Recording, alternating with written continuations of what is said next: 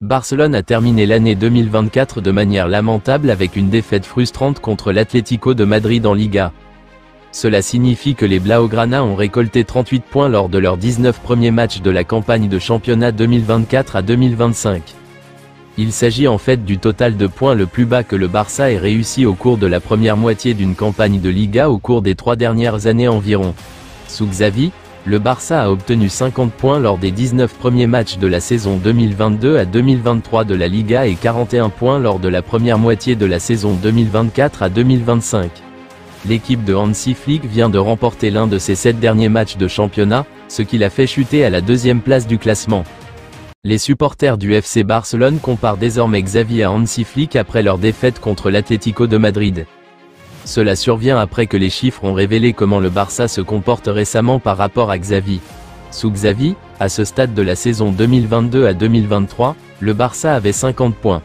La saison dernière, le Barça avait 41 points à ce stade de la saison. Sous Hansi Flick, le Barça n'a que 38 points et pourrait passer de la première à la 3e place en quelques heures après avoir perdu à domicile contre l'Atlético de Madrid.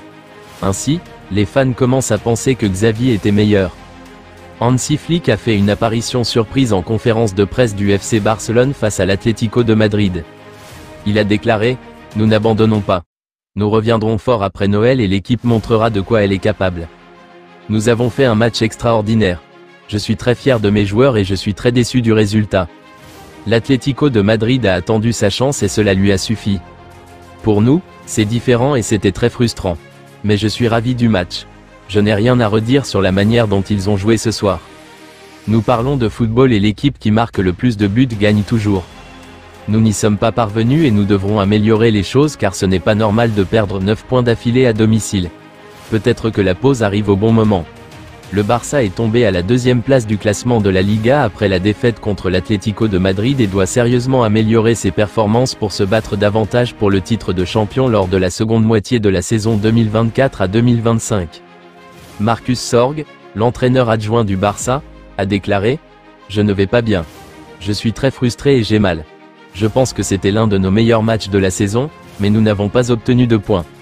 Nous pouvons être fiers car nous avons tout donné, mais au final, l'adversaire a été plus efficace, et c'est la principale raison de la défaite. » Pau Cubarsí était un personnage dévasté après la défaite surprise du FC Barcelone contre l'Atlético de Madrid en Liga. Après le match, il a déclaré « C'est peut-être la défaite la plus dure de la saison, nous avons joué un grand match mais nous avons perdu pour quelques détails.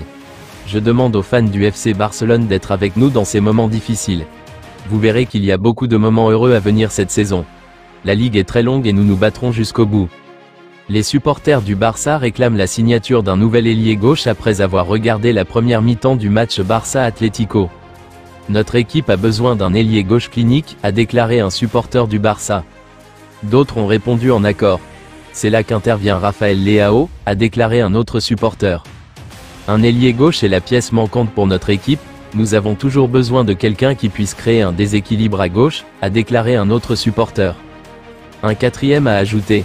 Avec un ailier gauche, nous serions complètement dévastateurs, le Barça manque d'un véritable ailier gauche depuis que Neymar a quitté le club en 2017.